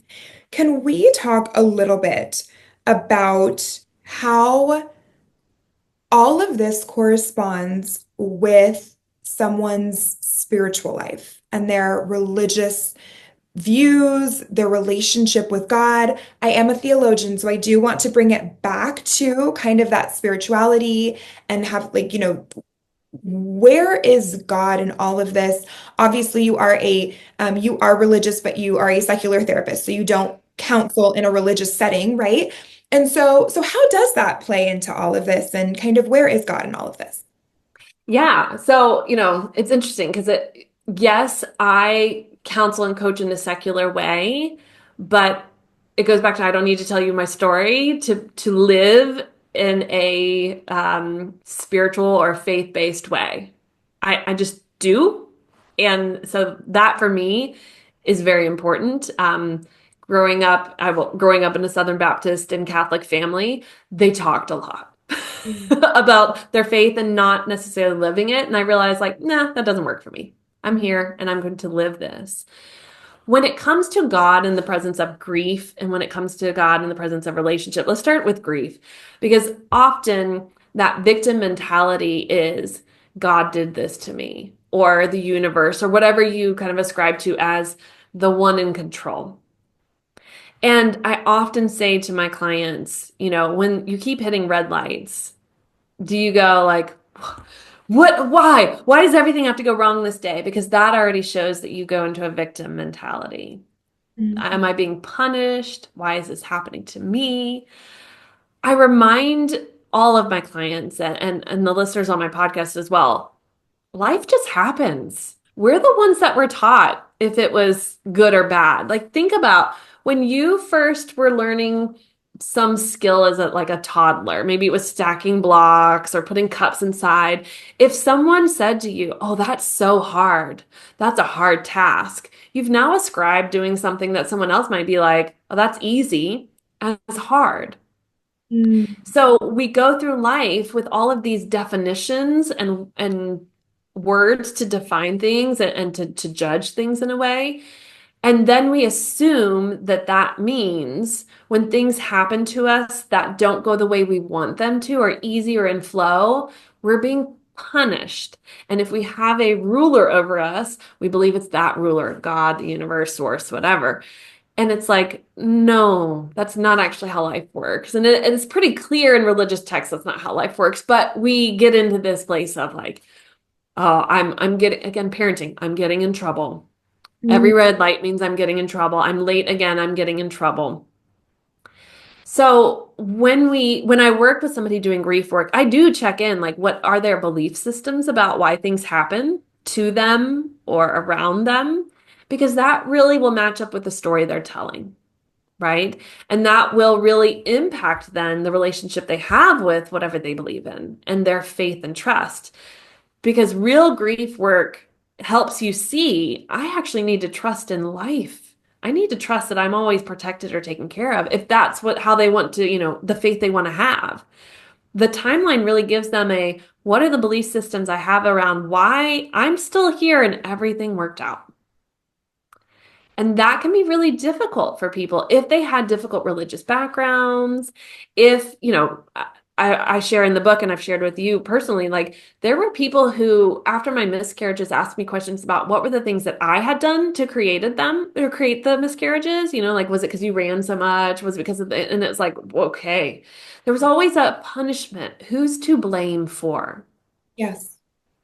The moment we get out of that mindset, I find we have a better relationship with what we believe in because there's just like, there's nothing blocking us anymore from really that direct contact. And for me, it's God. So it's like, oh, I don't have to create this weird reality context where I'm getting punished if I hit red lights. I'm getting punished if there's a flat tire and then this bad thing happens and this bad thing happens. That's just actually life. And what I like to say is, and I look for the magic of how things actually work out. Why, wow, that individual was right there and could help me. Wow, this thing worked out in the right time and everything did go okay. It wasn't perfect because it doesn't need to be. Mm. That's where my relationship with God gets strengthened is in the trust and faith that those things work out. And for me, in flow is that things work out beyond my attachment to how they work out, right? And there's just that faith piece that life does tend to work for me in the ways that I can't attach to. That red light might have been a good thing, right? Like that flat tire might have been great. I won't ever know. It's okay. So I use the analogy of our life as a movie often because when we watch a movie, we get to see all the characters and all the things that happened and why they happened and the time they happened in. But in real life, we can't see all of that. We can't see the butterfly effect. Like this occurred and then and like that helped something over here. Correct. Okay. You got to let go. If some people say let go and let God, you just got to let go and like let it happen. So for me in grief work, it starts to solidify what it is you really truly trust in and believe in. And that can cause a lot of immense grief for someone who goes, wow, I realize I don't trust and I don't believe and I don't know why. Or if it's they need a deeper trust in themselves, because for me, God and spirituality is really in here, not this hierarchy thing above me, but like deep in me. I need to hear that voice within me. And I often have clients grieve that I'm not listening to that voice anymore. I've started trusting everybody else's voice. I'm not hearing you and I would say the Holy Spirit within me, my intuitive nature. I'm not hearing these things. Yeah. I'm hearing everyone else. When it comes to relationship work, I mean, emotional intelligence to me is God's work anyway. So like it's just like it's all in the same. It's how do we have healthier relationships even in difficult situations? Not sweeping things under the rug, not staying in abusive relationships or with narcissists that harm us, right? Like not staying in negative things because I don't believe at all that is what we're called to be in. And how do we have those healthier relationships that have the trust and have faith in them that, again, harmony, disharmony will happen.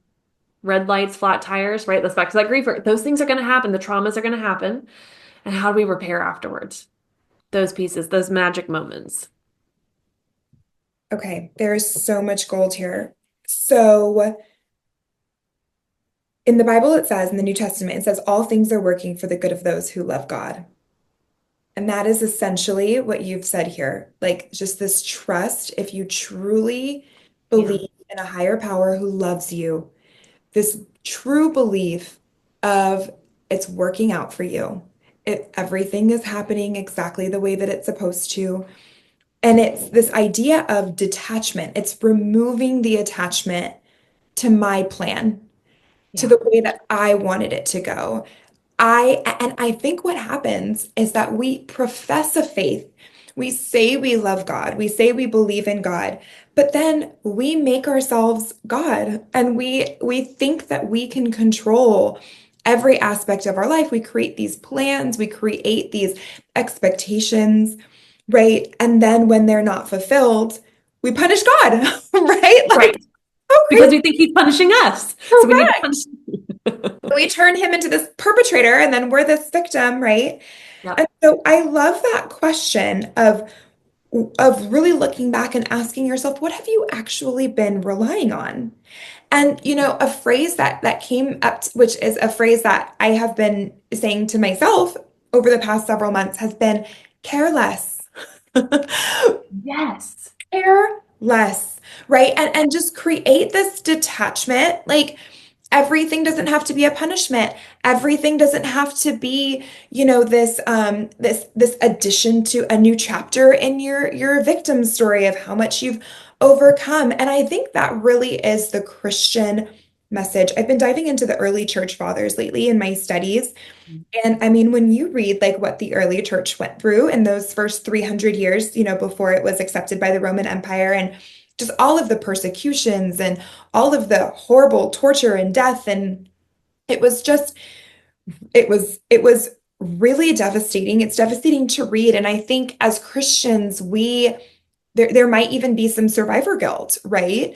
And I know that the Jewish people experience this as well, right? Survivor guilt of like, my people in the past have gone through so much and suffered so much, and my life is so easy. It's so much easier to be a Christian today, right? And my life is so comfortable, right? And I think sometimes what we do is we create suffering, right? Where it doesn't need to be in order to feel like we're persevering through something, right? It's almost like the people putting on their headsets to play like war video games because they want to feel like they went to war, right? And they want to like pretend like they've accomplished something, right? And so, it's that I think that detachment, and that's really what therapy can help, a Christian or any religious person with. It is that detachment from your story, that recognition of your story is not you, right? Your story is something that, as traumatic and as horrible as it may have been, is something that happened for a purpose, working for the good of those who love God, right? And I will never forget. So, not to share too much of her story, but my sister went through some really traumatic things as a teenager. And I think it was helpful for her that she went through them a little bit older because she was able to have that perspective. Um, but for her, she was like, I know that I am meant to help people with this story. Like she's like, I know that was, I mean, really just a couple of years after it all happened, she turned around and she was like sharing her story to teen groups and women's groups and just she's like, I know this happened to me so that I could share and so that I could help other women, right? And when we think about, again, going back to that emotional intelligence, like if I were to think about who's the most emotionally intelligent person who ever lived, I would say Jesus Christ, right? Like, and just imagining, like, what would it have been like to just watch him go through life, right? And to interact with people on a day-to-day basis. But and we can read how he interacted, in when he was on trial, right? And he didn't get angry. He didn't jump to defend himself. He didn't say, "No, that's not true," right? Like right, he didn't have this. He was just like, it is what it is. And Yeah. I think something that we can take away from that, right, recognizing that we're not God, but something that we can take away from that, I think, is this idea of, and you said this towards the end of your discussion, was expect the trauma, Yeah. right? Like it's going to happen. And I think that's something that was Jesus was acutely aware of throughout his life. Like he knew that this was going to end in suffering, right? Right. And so if we can just expect it, like life is traumatic, life is hard, it doesn't matter who you are, right? We're all going to go through things. And if we can expect it, maybe we can detach from it and then we can care less, right? Like, Right. Right. yes. Yeah. And I think that really allows us to just lean fully on God's grace, right? And his love and just be like, okay, this is going to be a ride and I'm just going to trust you to carry me through it. Yeah. And it goes back to our first discussion around, emotions that in that, when that trauma happens, when that difficulty occurs, because it's going to, that you can feel those emotions, express them, and have healthy ways to do that because you've done the work, right?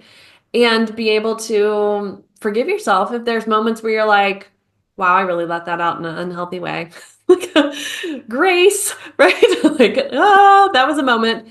Okay, I know what to do then to move forward. This isn't about perfection, and it's not being, Stoicism has so much about perfection around it. It's not. It really is better understanding yourself and your needs in those challenging times too.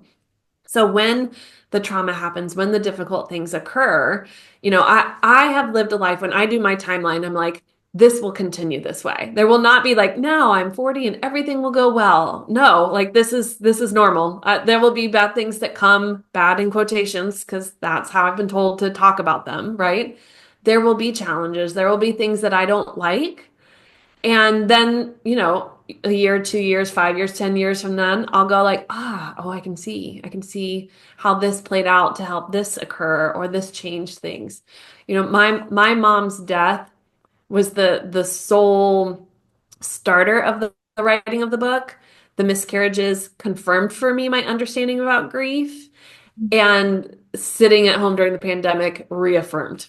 So it was like all of these things where grief was present in very different ways that I was like, oh, this book needs to be created and it's impacting people. And then from there, the way I do my grief method is because of all of those things.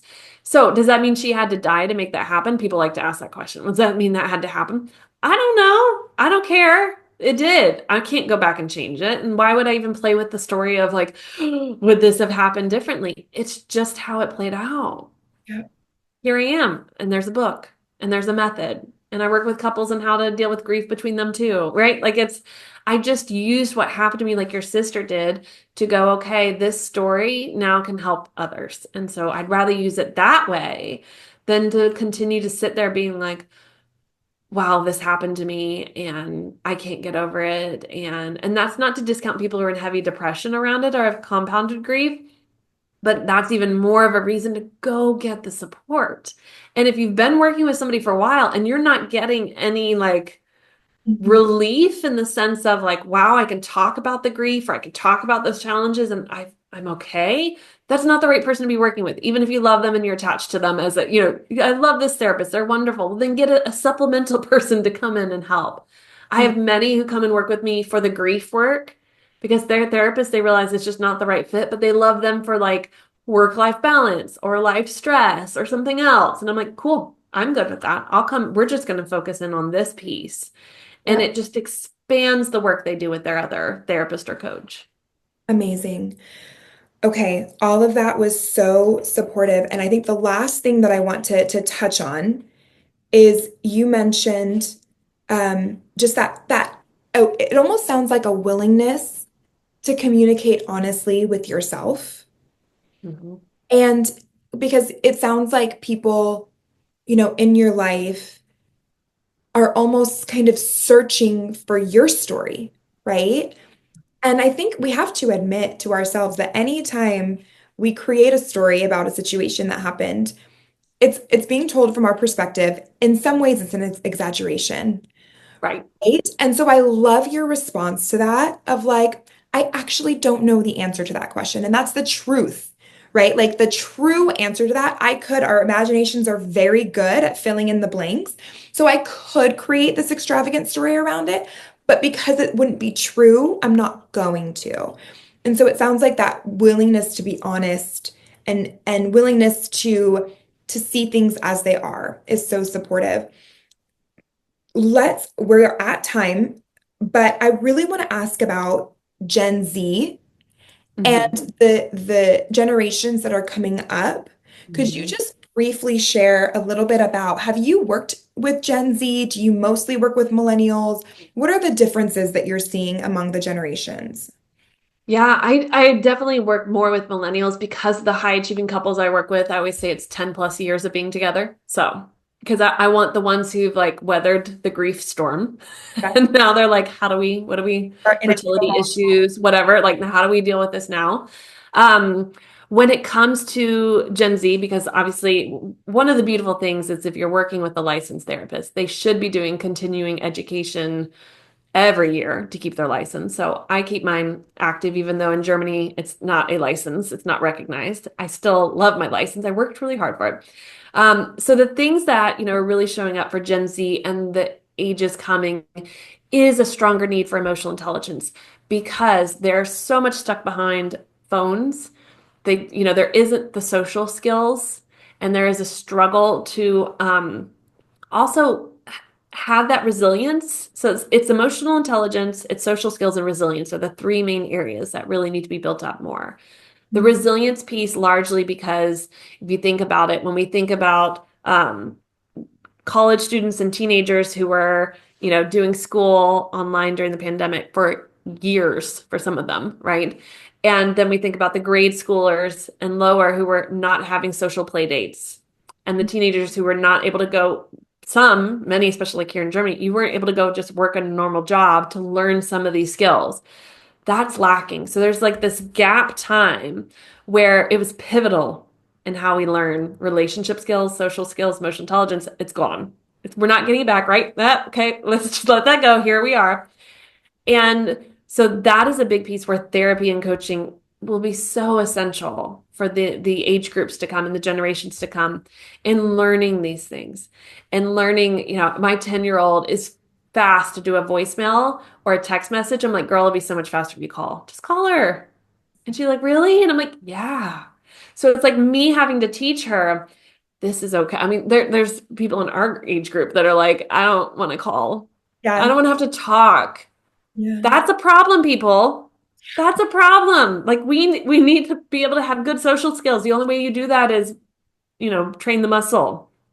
Hey, let me actively listen to you, not just voicemail everything I want to share with you. Right. Like I need to reciprocate. How are you? How's that? Oh, that sounds awful. Like we need to have that. We need to meet in person. We need to physical touch. Like you're here. I see you. Um, so I'm very concerned about relationships that are coming up, the longer term relationships for Gen Z and lower, because there's just so much that they didn't get to learn. And for millennials, we are doing a lot of our healing work, right? Like that's really big too on social media. You hear like, you're healing it so it doesn't pass down. But sometimes when we're doing the healing work, we don't know how to then teach below us or model. We're still so in it. And so, because that becomes our story too. So we're doing a good job of healing. We're doing a good job of talking about it more. But it's like, okay, you read the book on it. Now start talking about the book you read and having interesting conversations with the generations younger than you and talk about resilience and ask them questions because they're really going to need a lot of support. And ask them when they feel overwhelmed and burned out. And they're talking about burnout at 16, 17, 18, and you're like, I Oh, didn't know that word until it became a big thing on LinkedIn, right? Like until like people started saying this word, right? yeah. These young generations are using these words. And I have a client who's in her 40s, went back and is doing her master's, and she's with only people in her 20s. And they're like, just really in unhealthy states because they don't know how to regulate. They don't know how to take care of themselves. They don't know that they need their tribe around them to support them. They haven't figured these things out. And she's just watching them and she's like, this is a train wreck. Yeah. And I'm here and I'm listening and I'm trying to support. And they've got identity development issues, sexual identity issues, all these things all at one time. And there's not a lot of support. And I'm like, well, the best thing you can do is be that. If you feel comfortable and ready to be, is to ask questions, be curious, listen, model healthy social skills, 100. model healthy intelligence. It's that legacy work, right? Model how to have a healthy relationship, a friendship with boundaries, and how to really listen and reflect and model for them that they can listen and reflect for you too. These are the things I think, especially with grief and relationships, it's really tough. Now, the good things are there's so much like online counseling support. You've got all these different websites. And, it's a little bit like Barnes and Noble and, big bookstores taking out the little mom and pop stores.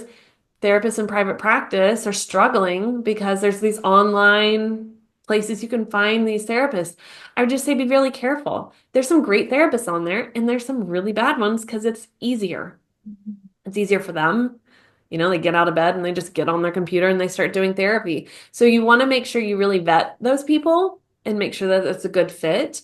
Um, yeah. And, every country has its own conditioning around therapy and coaching. Every country has its way of how it raises the teenagers in the education system, in the community, in the religious systems and things. Those things will always be there no matter what generation comes forward. It's just the generations, Gen Z and below, internet, social media, suicide rates. Like there's so much that we have to be more mindful of. And I think those of us who are older can do a much better job of getting out of our own heads and really modeling and supporting those generations. Amazing. Okay, such good insights. We didn't even get to talk about motherhood and grief. So we're going to have to do a part two because Yes. I really want to talk about that. But I highly recommend everyone read The New Face of Grief. I'm going to have it linked below. And Katie, where can people find you if they want to learn more? Yeah, so I'm really active on Instagram, so at katie.rustler. I have workshops pretty regularly, so if you'd like to learn about what I'm doing, then Instagram would be a great place to learn those things. And you can find me on my website, katierustler.com.